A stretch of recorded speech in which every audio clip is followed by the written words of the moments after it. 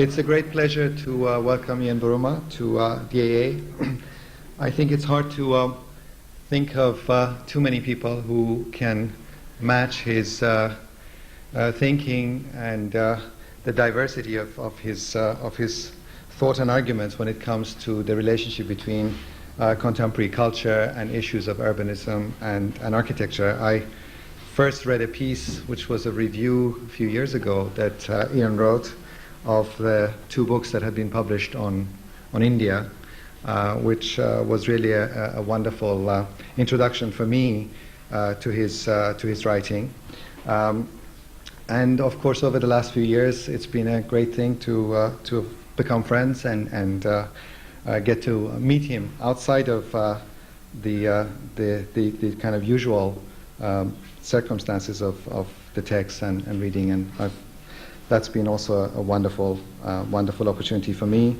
Tonight Ian is going to talk about anti-urbanism, enemies of the city, an argument that probably in one sense in architecture that we have a certain familiarity with this topic through people such as Frank Lloyd Wright and others, in terms of the way in which the city itself was seen as a kind of evil condition. I suppose Ian's argument is going to be that anti-urbanism itself is a form of presents a form of authoritarianism and presents certain anti-liberative dimensions. Ian Buruma studied sinology in Leiden and cinema in Tokyo, and between 1982 and 1985 he was cultural editor at Far Eastern Review in Hong Kong. Among his publications or his books are The Japanese Mirror, about Japanese popular culture, The Wages of Guilt, and Voltaire's Coconuts, about perceptions of Britain from the European continent. He's a frequent contributor to the New York Review of Books and has a column in The Guardian. Please welcome Ian Buruma.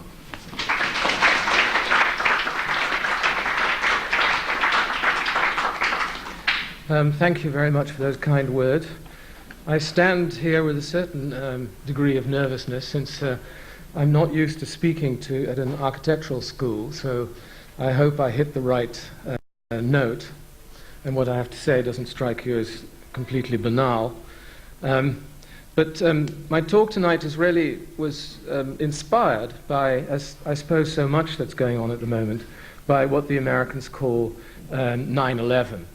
And there's been a lot of speculation on what, or against what or whom, the attack on the Twin Towers in New York was really about. And some people have mentioned that it's about America, that it's an attack on America. Others have said it's against Western values, or it's against New York, or against commerce, or against globalization, against Christendom, and so on and so forth. I think, and that's really the lead-in to my talk, it was among other things, I mean, maybe all those things, or some of those things, but among other things, it was an attack on a particular idea that people have of the city, of the big city, as a place, and it's not a very new idea, but a place that is decadent, morally loose, materialistic, and all those other fine things. And I think in the minds of people who hate that idea of the city has come to represent the USA, or the USA has come to represent that idea of the city, and New York with its skyscrapers has become the sort of icon of that, and it's an object of envy and longing as much as an object of rage in many people's minds. But the icon is there, and you can see it on the walls of karaoke bars in Burma as much as you can see it in Africa. That icon is there, constantly there, thrust in people's faces as the image of the city. Now, preparing this talk, I went back to a book that was once very famous and that most of you may know by heart. I actually had never read it before, a classic of its kind, Raymond Williams' The Country and the City. And it was written in the 60s and reads like a book that was written in the 60s. It's full of rather creaky Marxist jargon, but it actually still has quite a lot to say. And in some ways, it confirms some of the analyses that have come out on 9/11, i.e. that somehow it's the empire striking back, it's the dispossessed and the poor and the excluded who are fighting back against the great might of the capitalist West. And Williams, for those who don't know the book by heart, I'll reiterate it a little bit, but his thesis is basically that you have the metropole and then you have the country, and that used to be the metropole inside the nation. So you had London, and then you had the country around it. But that now the country has really become, or had become since the 19th century, had become the empire, and that the colonies were really the country that provided the wealth for the metropoles that ran the empires, and that the colonies were the exploited countryside that produced the wealth and fed the metropoles. And the country in the metropole itself, the English countryside, for example, was no longer really country, but had become a kind of retirement ground for the office of the people who ran the empire. It's where one had one's cottage, one retired to. It was a sort of a picture of home, as it were, but no longer really a living place, no longer a provider of wealth. This is not a new idea. It goes really back to Rome, this idea that the countryside is reduced to a kind of playground for the metropolitan elite who can play the countryman, where the actual countryman is sort of more or less has disappeared. And Horace already wrote that clique in Rome who affect ancestral peasant virtues as a front for their lechery.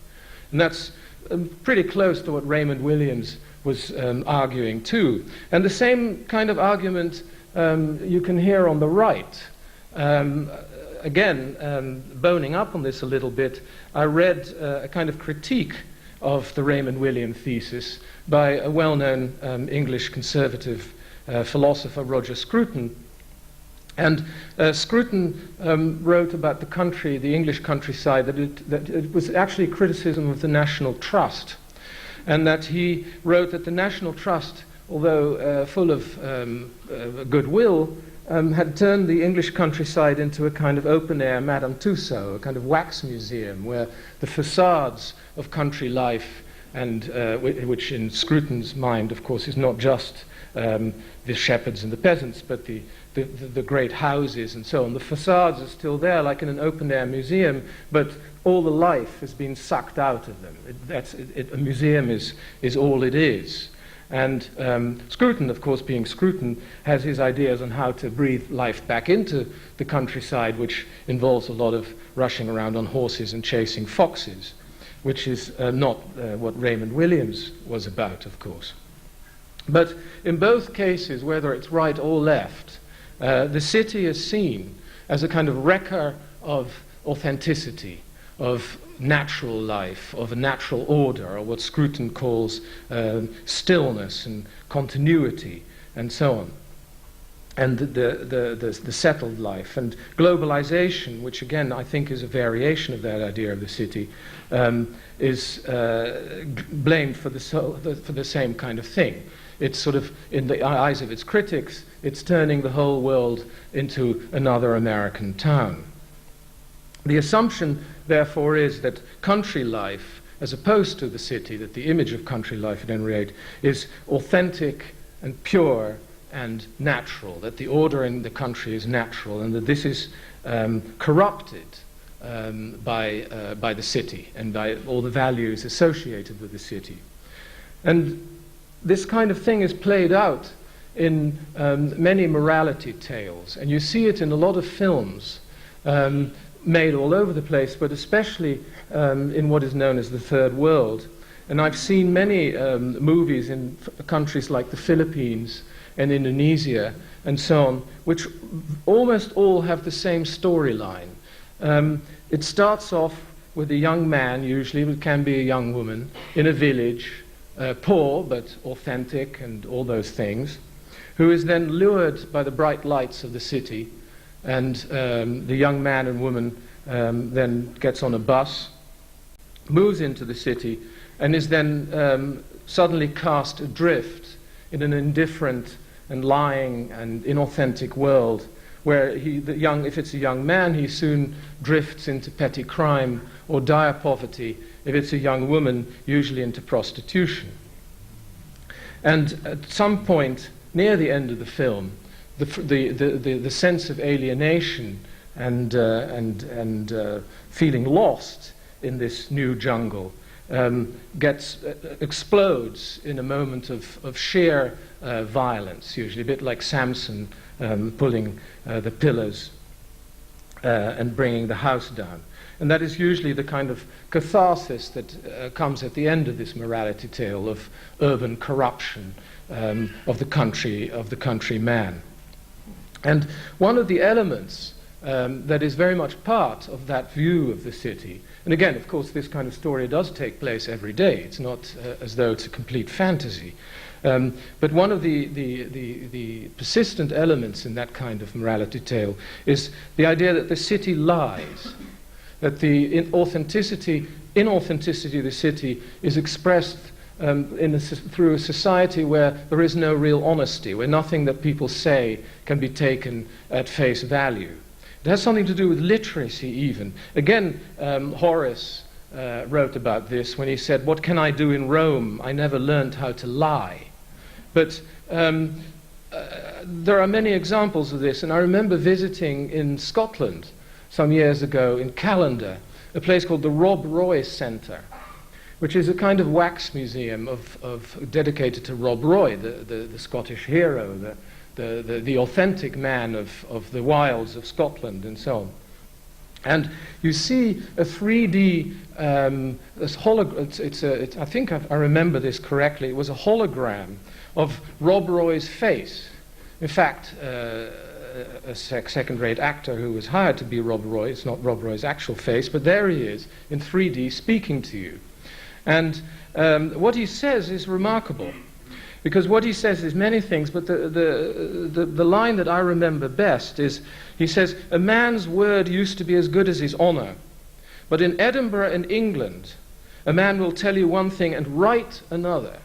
In other words, the countryman with the oral tradition of Ossian and folk tales and folk songs and so on cannot write, but speaks his heart, is honest, whereas the city man with his quill and his pen who can write, who is literate, is double-faced and is lying. And it's also interesting that he uses this 3D head in Callander, that he uses he doesn't say Edinburgh and London, but Edinburgh and England. And I think that he means England in the same way that people mean the United States when they actually mean New York, or England is the city, in fact, which would confirm perhaps what Raymond Williams was writing about. Now, where does, if one traces this back, I think that this idea of the city as a corrupt and wicked place can be taken back as far as you like. I mean, it goes back to Babylon, really. And I think one of the reasons, well, it's not I think, I mean, it seems fairly obvious from reading about it in the Bible, that Babylon stood for hubris, that the work of man, that man creating his own society, and a society in which many different languages are spoken, but that the man is challenging God and challenging the unity of God. And that this is a form of hubris that has to end in destruction. God has to strike back, as it were. But what is this Babylon, this New York, this London, this England, that invites that kind of hostility, that provokes God to strike back, as he did on the 11th of September last year?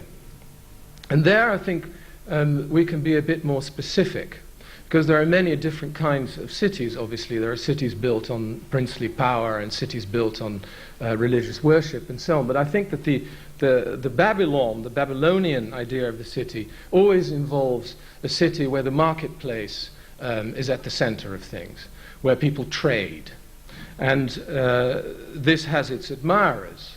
And there is a famous quote from Voltaire when he came to London, which he loved. And he came from Paris which he would have liked to have loved too, but which was not hospitable to satirical writers at the time. It was still a more or less absolute monarchy. London tasted to him like freedom, and he described London deliberately in a polemical way to show up the lack of freedom in France. And there are various things that he quotes in his descriptions of London, where he lived for some years, as evidence for the particular freedom that he admired about the place. And one of the things that he quotes is the Royal Exchange, which later writers and poets and so on who came to London often described as precisely the center of corruption and greed and the idea of the Londoners who were interested in nothing but gold. One shouldn't forget that everything that people now say about New York and the United States used to be said about England by foreigners, and that people thought it was a deeply materialistic society where there was no worth except the worth of money and so on and so forth. But Voltaire admired that, and he saw the Royal Exchange, and there was a famous quote which I don't have verbatim in my head, but essentially it comes down to the Royal Exchange was a marvelous place where the Mohammedan and the Christian and the Jew can trade with one another, and the only infidel is the bankrupt.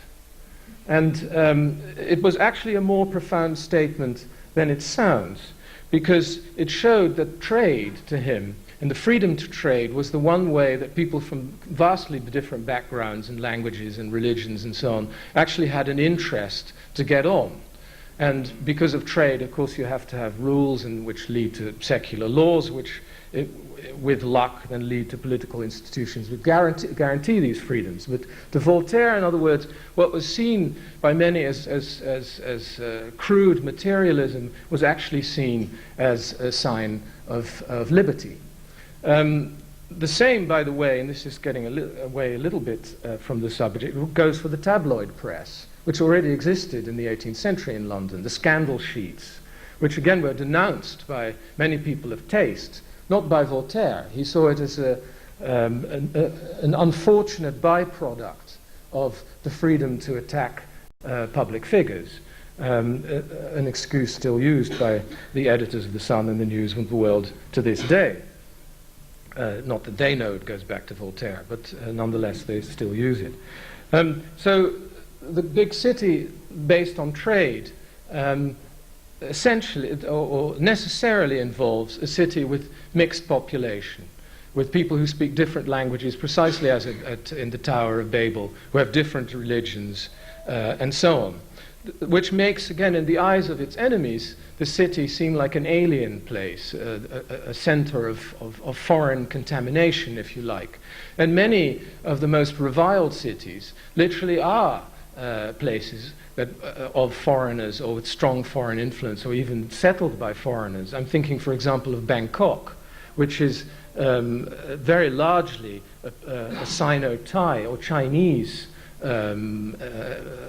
city. It was started by Chinese traders, but from the very beginning it had a very mixed population of many people who were not identified as Thai.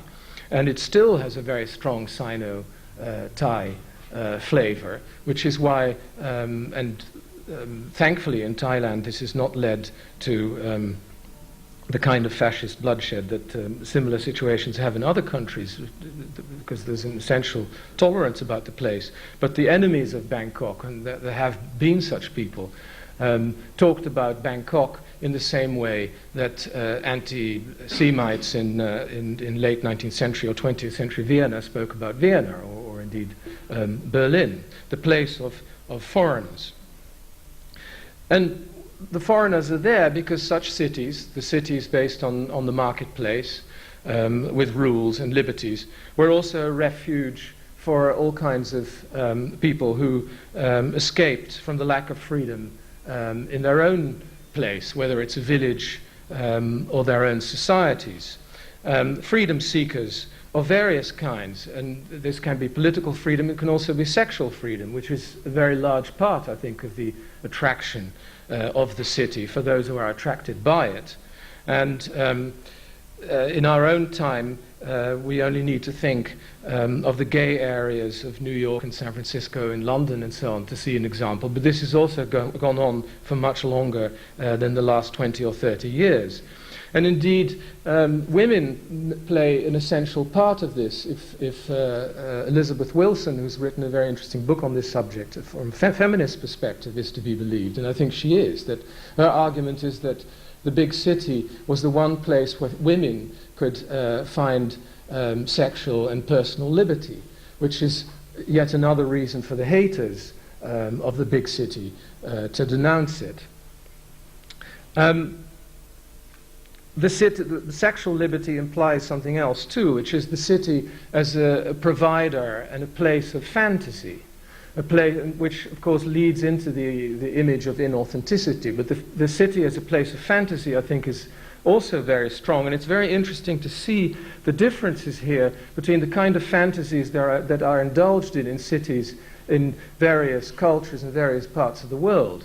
In London, and in most European cities, Berlin is another example, the fantasies tend to be class-based. In other words, a middle-class dweller of an apartment building in Wilhelminian Berlin or in London pretends to have the style of an aristocratic house, even though it's vastly reduced in size. Even this is often been remarked on, but even the love of the English middle class for their back gardens is maybe a kind of bonsai version of the garden parks enjoyed by the aristocracy in this country.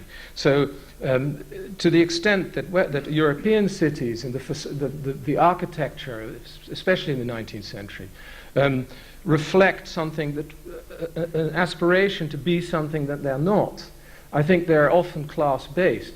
In Japan, for example, it's somewhat different because even though there were classes, obviously, and there were vast differences in the Edo period between rich and poor, it was not necessarily expressed in a completely different style. The style was usually the same, but the materials used were completely different and so on.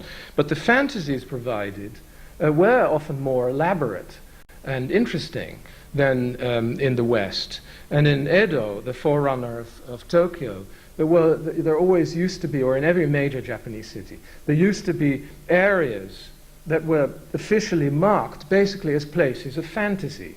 Sexual fantasy in the first place, but that bled into, if that's the right phrase, fantasies of a completely different and theatrical kind. It's not for nothing that the kabuki theaters were always in the brothel areas, because the brothels themselves really were theaters where commoners could go and pretend that they were aristocrats seducing great courtesans, and the courtesans often adopted the names of noble women in the tale of Genji, and there was a huge, elaborate pretense of playing out a life that wasn't really there. And I think, even though there's nothing quite so refined and elaborate as the old pleasure areas of Edo in modern-day Tokyo, but the idea of providing fantasy is still very much part of Japanese urban life, especially in Tokyo. And it's partly sexual. I mean, it's extraordinary to see the short-time hotels in the form of medieval European castles. One particular place I remember with particular pleasure is a hotel called the QE2, which is a concrete version of the Queen Elizabeth II in the middle of a rice field, not so far from Tokyo. And as you go in, you hear the foghorns coming on and the sea slushing, and a man greets you in uniform with a cap and says, "Welcome aboard." And there are places like that which are far zanier. But the idea of fantasy is very strong in this. And in many other ways, too. The coffee shops, restaurants, shops, all trying to be something that they're not, all presenting a kind of Disneyland version of some kind of fantasy of Europe or China or India or whatnot. My favorite coffee shop in Tokyo, now alas I think demolished, was a place called Versailles, which was underground in Shinjuku. You would go down a kind of concrete, a very unprepossessing set of concrete steps, and suddenly you found yourself in this huge hall of glass, all made of plastic, of course, but with fabulous sort of chandeliers and so on. And the idea was that you were there under the ground in Shinjuku. You could have your coffee in Versailles. And again, I think this is essential to the idea of the city in general and the East Asian city in particular. And of course, when you talk about fantasy and inauthenticity and materialism, it's not for nothing that the image, the negative image, if you like, of the big city is always associated with prostitution in one form or another. The whore of Babylon, the city as the slut, and so on and so forth.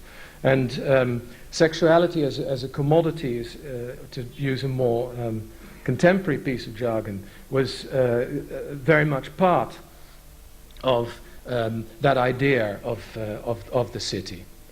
Now, and various other things too, and very conflicting things often. Bourgeois comfort, of course, comes with materialism, but so does, you have the bourgeois comfort much despised by enemies of the city, but at the same time, as the city having an image of bourgeois comfort and security and mediocrity and so on, the big city also, of course, always posed the threat of the unruly mob, which those who hate cities also seek to control. And everything that I've said about this idea of the city, this marketplace idea, this materialist idea, and so on and so forth, can lead, with its inbuilt inequality, can lead to the kind of democracy that most of us would like to see, based on rule of law and so on. It doesn't necessarily do so. And of course, in the case of Edo, it was hardly, you can hardly describe 18th century Japan as a democracy. On the other hand, it was ruled by secular laws, 18th century Japan. And I would argue also that Japan, like Thailand maybe in a way, has had an easier ride, even though there have been some rather violent blips on the way, but an easier ride towards becoming a relatively open society than China has, because it was so highly urbanized before the 19th century. And there was a large merchant class. There was a kind of bourgeoisie, even though Tokyo was never incorporated. There was never an independent sense of running one's own affairs in Edo, but there was a sufficiently strong middle class, merchant class, that compromises had to be made, contracts had to be negotiated, and once people have to try and find ways to accommodate different and conflicting interests, the next step towards a more democratic society is not all that difficult. The history of China has been different in the sense that probably the greatest age in Chinese history was the Sung and the Tang, when China had huge urban, precisely the kind of cities that I've just been describing, with strong merchants, very mixed populations, large brothel areas, and so on. In fact, China was in many ways more urbanized in the 12th century than it was in the 18th and 19th century. And the political history of China is a constant struggle between the central government, the imperial government, trying to, using the bureaucracy, trying to crush the autonomy or the power of the merchant class and keep the city down, in other words. And the cities that were built around the centers of power, based on a kind of cosmology, more than a marketplace, represented authority rather than openness. And I think the current problems in China may still, to some extent, have something to do with that. But those who attack the city, this idea of the city that I've just described, for utopian political or religious reasons, of course, try to control precisely those things that I've just summed up. They are there to purify and to ban and to crack down on freedom. Trade is usually suppressed. Women are usually oppressed. Prostitution is usually forbidden. I mean, I know it sounds a little bit as though I'm here to proselytize for the wonders of prostitution, but I think in some ways it is part and parcel of the kind of commerce that I'm talking about. It's interesting that the first thing that authoritarian governments often do when they come to power is to ban prostitution, or as Lee Kuan Yew in Singapore called it, yellow culture. It was the first thing he did when the PAP in Singapore came to power, was crack down on yellow culture.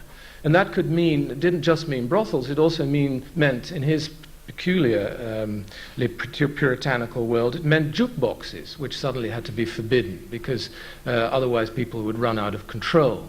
Maybe dance or something, which was obviously no good.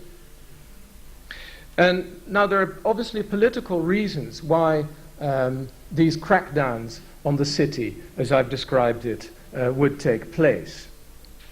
In the case of China, the Maoist crackdown of the cities were represented by Shanghai as the archetypal place, a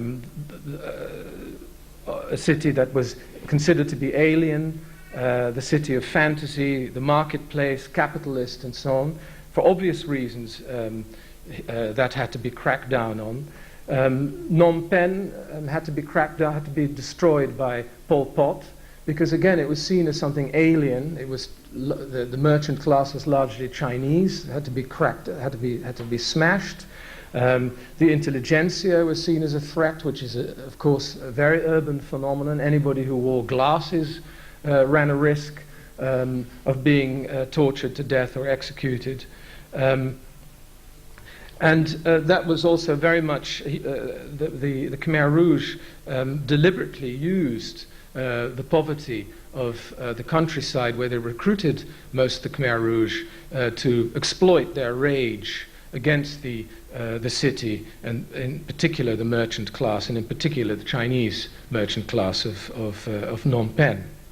Enough has been written about the Taliban and their views of Kabul for me not to have to repeat that, but it's obviously a very similar phenomenon as well. Now, this is not always a question of rage from the countryside against the city. The idea of the pure countryside, of authenticity, of order, and so on, is used as a way to crack down on the city. But these ideas often begin in cities themselves, these utopian, religious, political attacks on freedoms and city life. The fact that it's not always the countryside, as it was in Cambodia perhaps to some extent, but it's not always the country attacking the city, can be shown in the history of the recent history of Iran, where after all the bazaar merchants were very much behind the religious revolution, just as much as the mullahs were themselves. And I think what that shows is that these rages against the city, these attempts to impose authoritarian or totalitarian utopias, are not the result of cultural clashes or clashes between civilizations, or there's nothing inevitable about it like that. There are clear political reasons why these things happen. They are the result of political failures.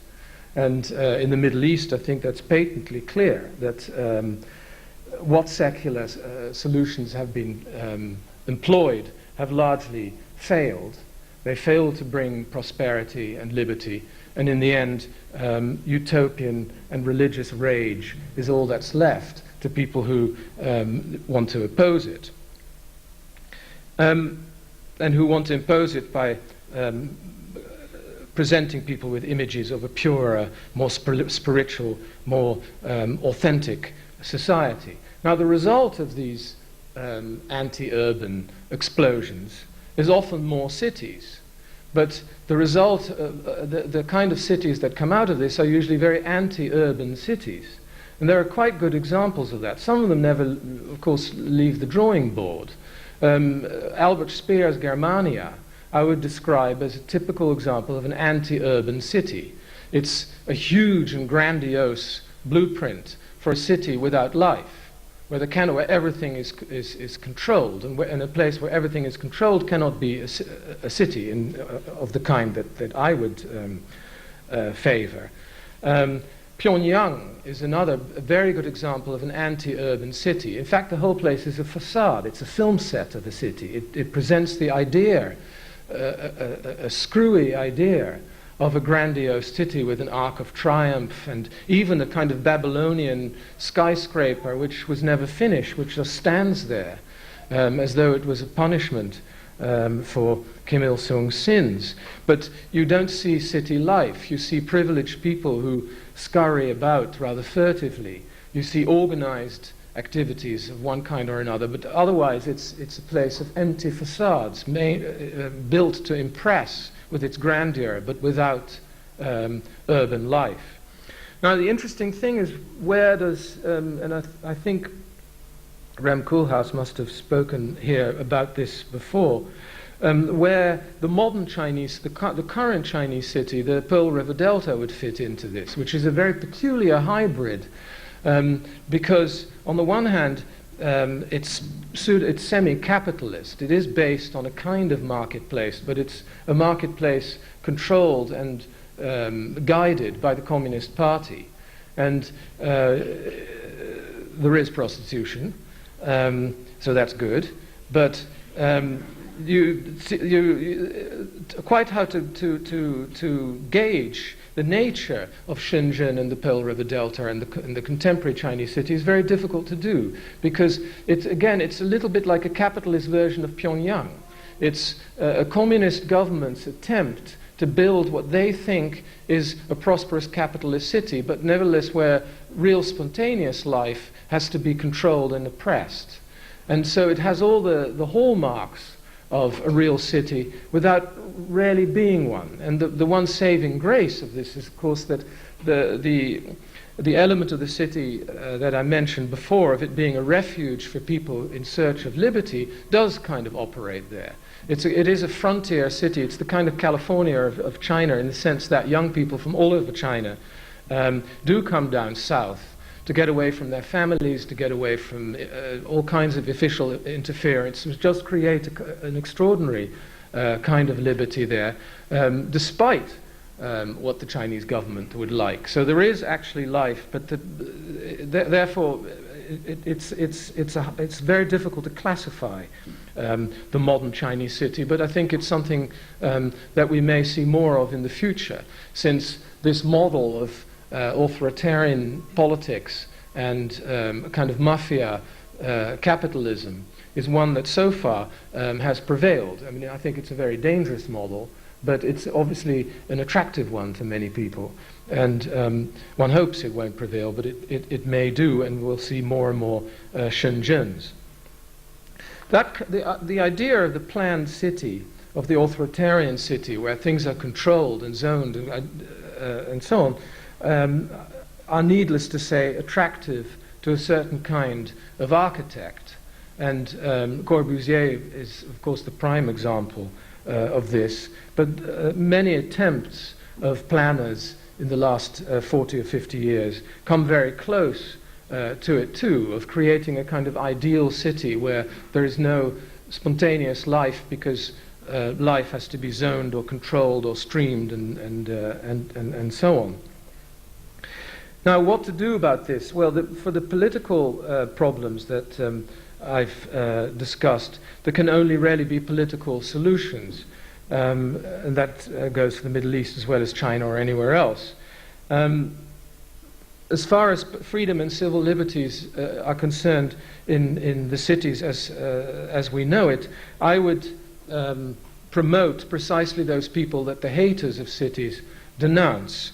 In other words, I would celebrate density and messiness and the marketplace, even though, I mean, obviously it cannot be completely without checks, but the marketplace nonetheless. And also the fantasies. I think it's very important to actually see a merit in this. I like inauthenticity, and I like artificiality, and I like cities that try and be something that they're not.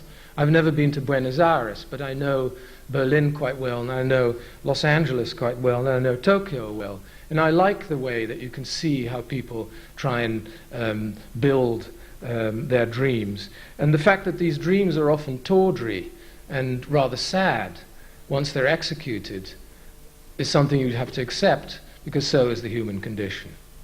Thank you very much.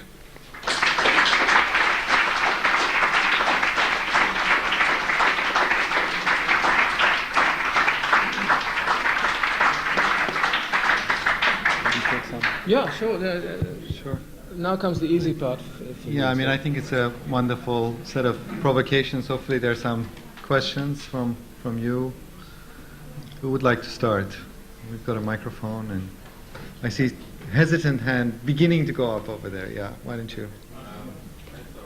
No, but because people in the back can't hear you. I think you were mentioning something, saying that the prosperity is more or less equal liberty. Now, I wanted to question this. No, if I said that, then I was expressing myself badly. I don't think that those two go together, because that's precisely what the Chinese government now would like, is a prosperous country of people who are obedient and not free. And so far that's sort of worked.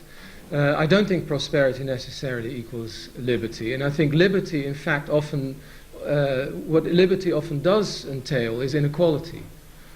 And the tension is, in our politics anyway, is always between that, is how far you go in making a society more equal at the expense of liberty. But so I don't think that prosperity and liberty are at all the same thing.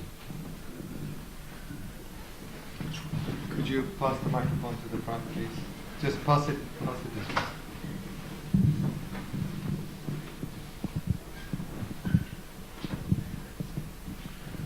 I wonder if we went back to the beginning of the lecture, when you started with Raymond Williams, it seemed to me that, like, one of the tensions in that book, which he obviously lived out biographically, was in some sense a contradiction between the sense that the social form of socialism was urban, but in some sense kind of the values which informed socialism were best represented by a kind of rural or peripheral upbringing.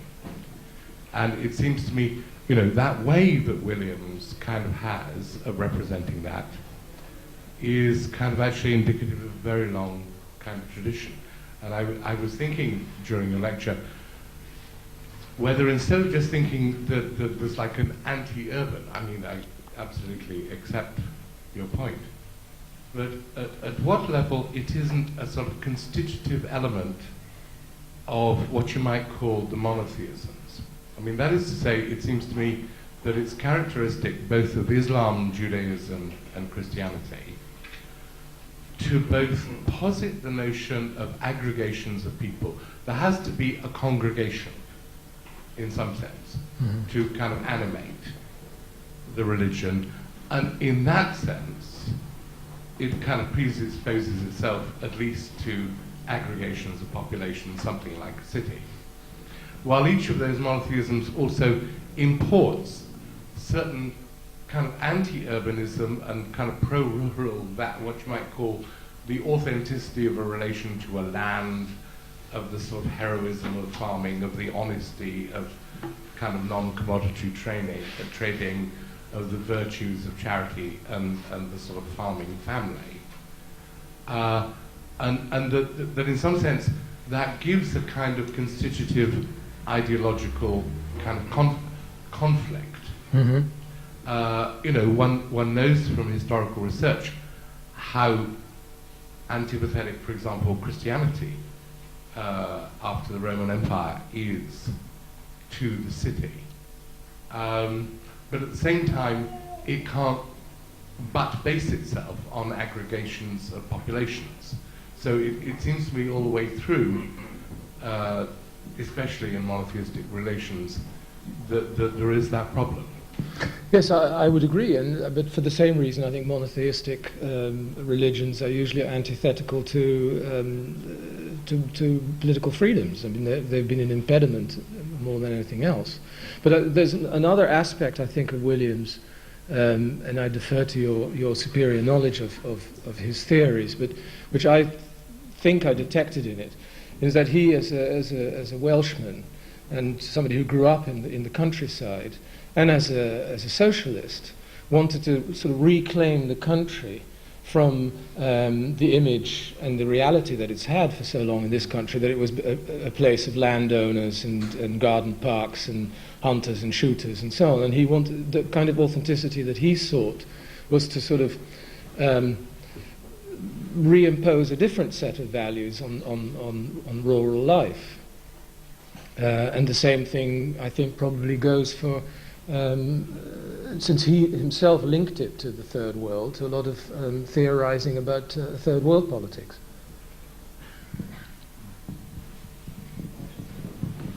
A pretty straightforward question. Which city do you think is the most liberated today in the world?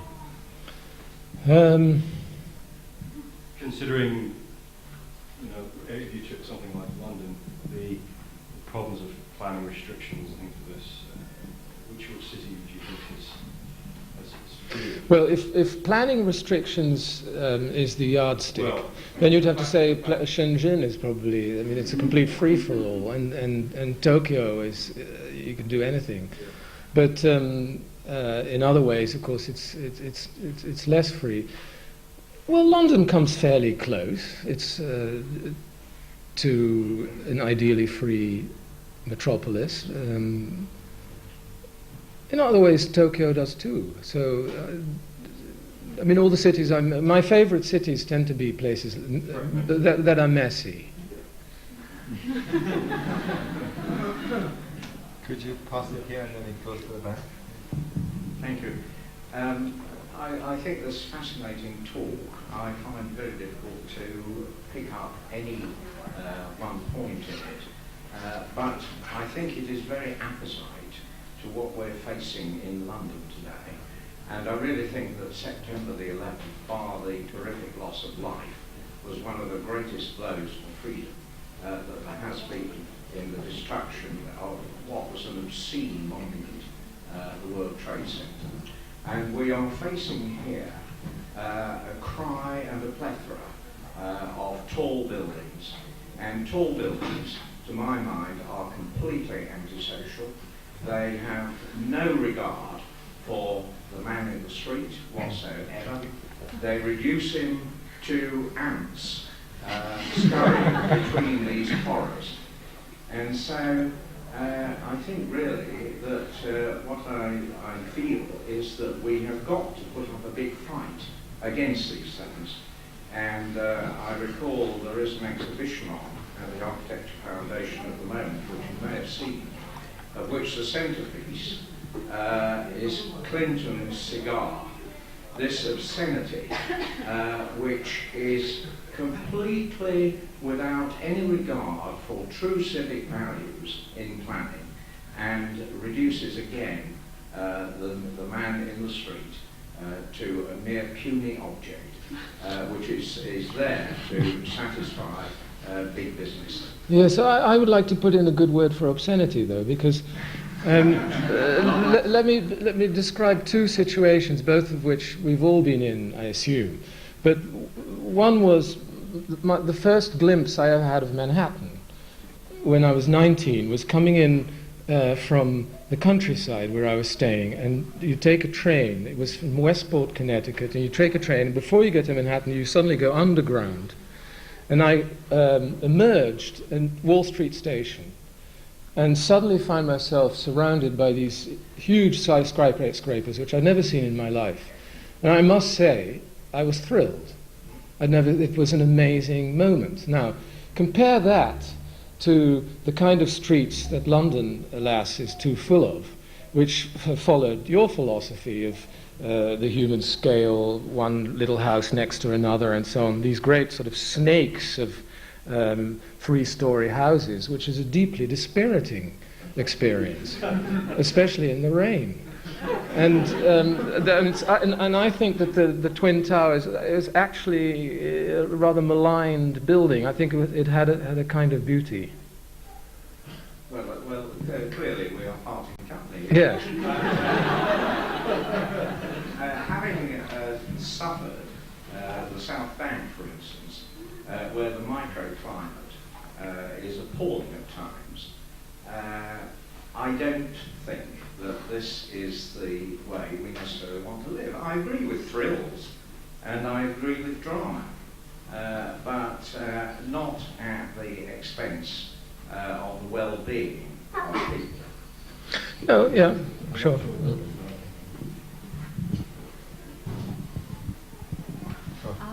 Your description of the cities or the urbanism that you uphold was very much heterotopic in the Foucauldian paradigm. Sorry, I didn't hear you. Very heterotopic, as in heterotopia. I don't understand difficult words. Very pluralistic. Right, okay. How do you see architects training or planning basically the putting up of those heterotopias? How do you see us dealing with that as professionals? I mean, do you walk down the street and you see a Disneyland? What is the extent of the fantasy? And what is the extent of the excitement and the thrills? Can I think about that while somebody else asks a question?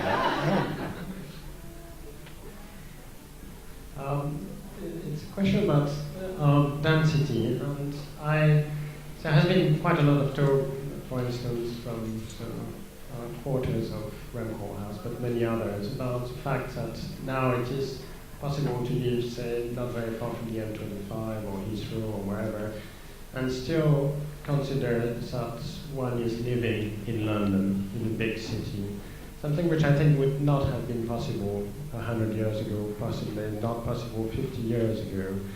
And so my question is really about how density comes into your idea about what is a city and what is not. Is there a threshold below which we are no longer in a city? Or are you talking about the city purely as institutional forms, not as physical forms? It's a very pertinent question. Density certainly would be an essential part of the kind of city as I see it, and I see the attempt to build garden cities and to sort of try and find some kind of way to live in the city while thinking that you're not really living in the city and so on. From an urban point of view, a failure. I mean, I find Hampstead Garden Suburb very interesting from a historical point of view, and it's almost become a curiosity now. And it's one of the nicer examples of the garden city. But I don't. It's not part of my idea of urban life. But of course, it has become that, and I contradict myself when I say that I like Los Angeles. Because Los Angeles really is one huge garden city in one way. On the other hand, there are so many, it's sort of taken on a density of its own in a way that hasn't really been replaced quite so successfully. You see it mostly, again, in the Far East, where the kind of cityscape of strip malls and billboards and so on, which sort of merges with the countryside.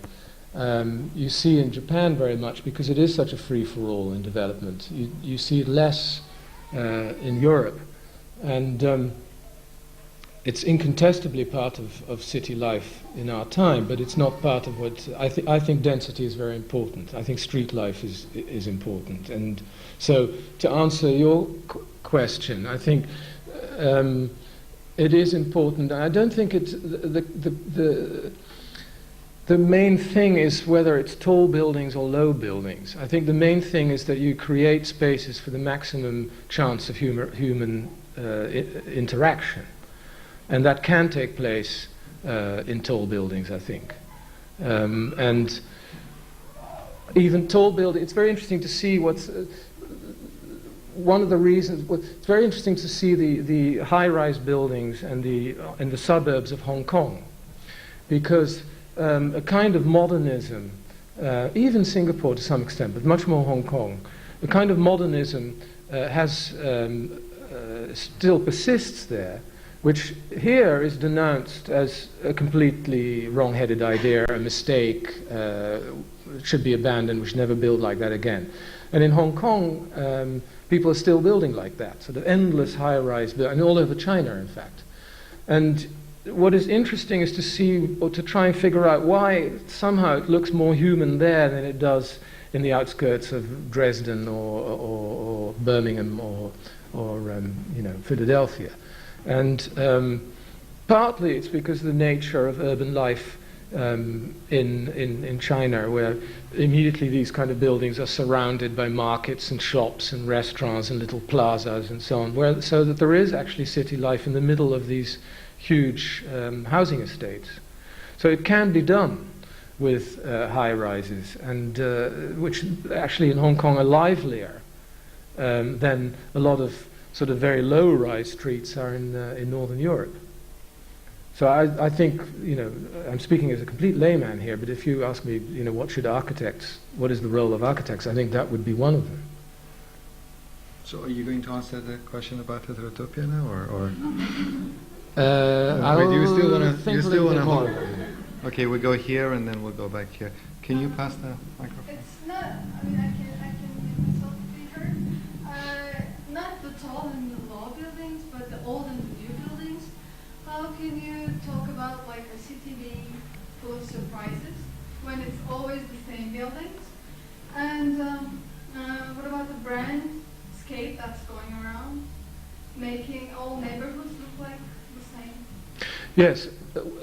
Well, I think, again, there have been two solutions. Well, there have been more solutions, but to take one example, when the communists took over Beijing in 1949, and I can't remember his name now, but there was a distinguished architect, Chinese architect, who then, and who was sympathetic to the revolution. And he had a blueprint which was to basically preserve old Beijing within the walls, as it was, with the Forbidden City and the old sort of neighborhoods and the courtyards and so on, and build a new city outside the city walls. And Mao then said, oh, so he doesn't want us to have our capital. And I think, and he ended up in jail in the Cultural Revolution and all that. But the plan was, of course, never carried out, and the Chinese solution has been basically first to knock down the walls, and then gradually to replace the old city completely with new and, on the whole, very ugly high-rise buildings. That I don't think is the solution. I think that his blueprint actually was not a bad one. And Bangkok is a place where they've done it fairly successfully, in that the area, the oldest area around the palace and where a lot of the temples are and so on, near the river, has been more or less preserved. The Chinatown is also part of it. There are quite strict building regulations. You can't build high-rises there. And the new city is sort of being built in the periphery of that. And it works quite well, so that you don't have to knock down areas that are of real historical interest, and you can still have a real city. I mean, I don't think that the answer of the real conservationists and sort of keeping cities as museums is not the answer either, obviously. And it's making cities like Amsterdam and even Paris rather boring from an architectural point of view. For me, the city is where you have surprises. Yes. And whereas it is in London, everywhere it looks the same in the ground floor level, it's lacking its surprises. I wouldn't agree with that. Yeah, I mean, mostly in the pedestrian areas, not everywhere, I know, but there is a look-alikeness in the cities. But you can also have a look-alikeness in cities of surprises. In that, again, Tokyo is a good example, which looks like complete chaos from a sort of bird's eye point of view, full of crazy nooks and crannies and strange fantasy buildings, until you start to discover that most of the fantasies are cutouts and look the same wherever you see them. And it's as though there is a limited number of building blocks, and they're all sort of strangely distributed, but they're all the same blocks. So the surprise sort of somehow goes out of that too after a while. And I think that the kind of surprises that you want is very difficult to plan for. I think it means that you have to have reasonable flexibility to knock things down and build new things, but still, not do it the way that the Chinese government does.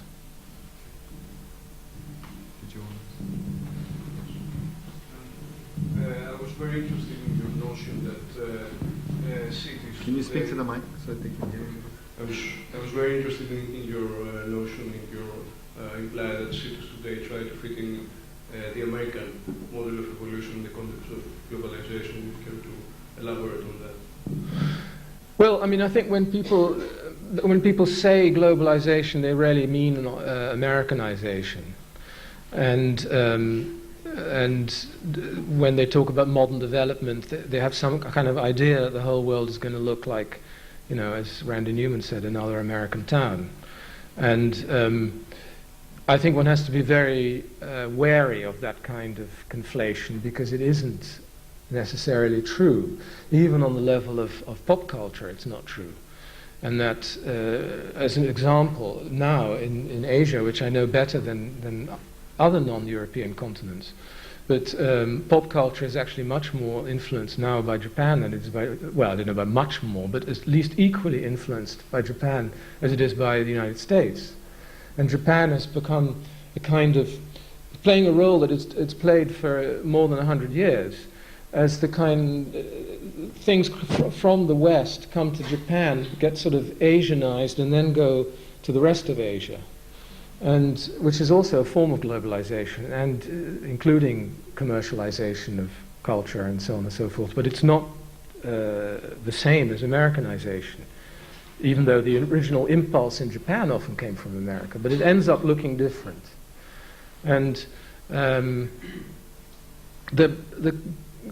countries where the greatest rage has come from in recent months, well, not in recent years, have often been the least affected by these processes. I mean, the places like Algeria and Afghanistan and Saudi Arabia and so on, you can hardly call those very profoundly Americanized societies.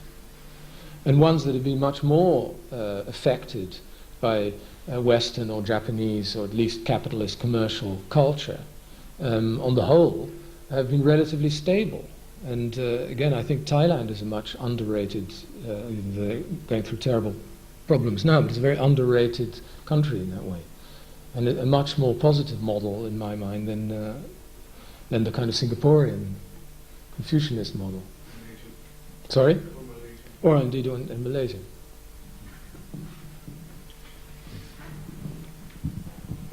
So do you think it's ironic that the Western country where there's probably the most antagonism towards urbanism is in fact the United States?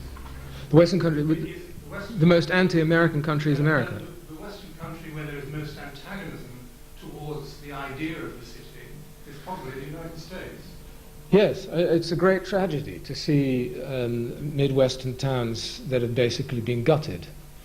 And that's absolutely right. There are very few cities left that would fit my requirements in America now. I was thinking more of the whole idea of the Whore of Babylon, the kind of rhetoric that came from people like Buchanan after 9/11 was that this was a punishment caused by sexual violence. Yes. Or whatever, but also a more general hostility to city life. And finding that particularly to New York, which probably is a great deal less now because of compassion. But on the right in particular, there's a lot of hostility to city values and a deliberate attempt with suburbanization and whatever to get away from those city values. Yes, I couldn't agree more. I mean, I think the compassion from New York will wear off. But sure, I mean, and the fact that every successful candidate for a presidential candidate, as far back as I can remember, ran against Washington. And the fact that Bush managed to pull this off, as this rich kid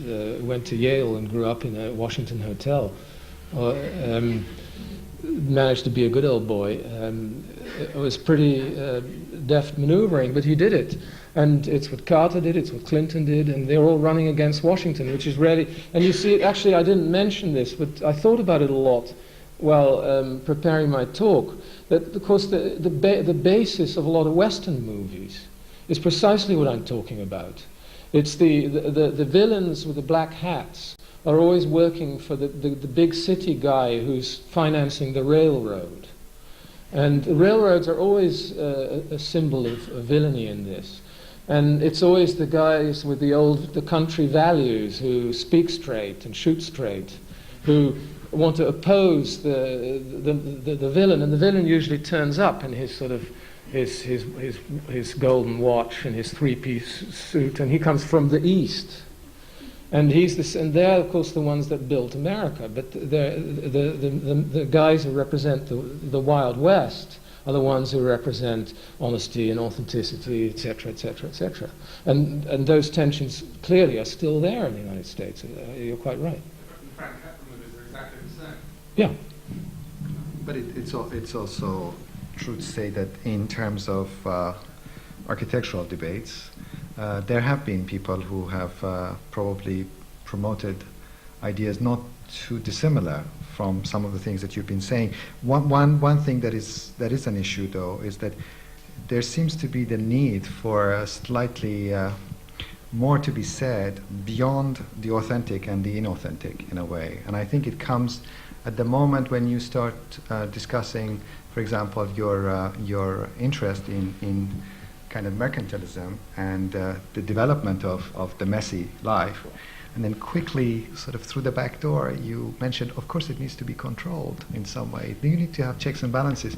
And the question is, where do those checks and balances come from? Because if the emphasis is in terms of the development of industry and in terms of capital, in order to create that dynamism, that heterotopia, then surely the mechanisms of control are not the mechanisms of the control of capital, but there needs to be another thing that constructs really the possibilities of not everything being equal, but certainly of certain notions of justice, in a way.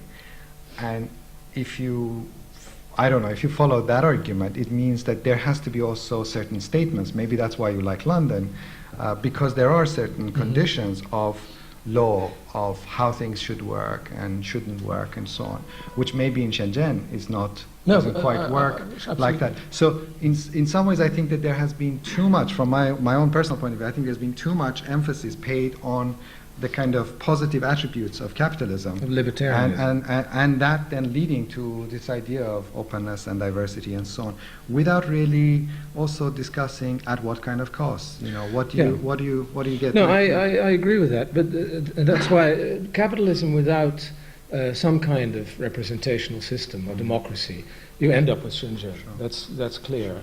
And so it can only work. I mean, my ideal city can only function if there is some kind of form of representative politics, whether it's that of the Italian city-states in the Renaissance or modern liberal democracy. But it's clearly a sine qua non.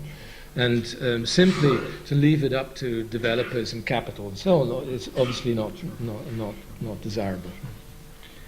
Would anybody like to have the last word, or shall we? This is a good moment maybe to stop. Thank you. Thanks, Ian. Thank you.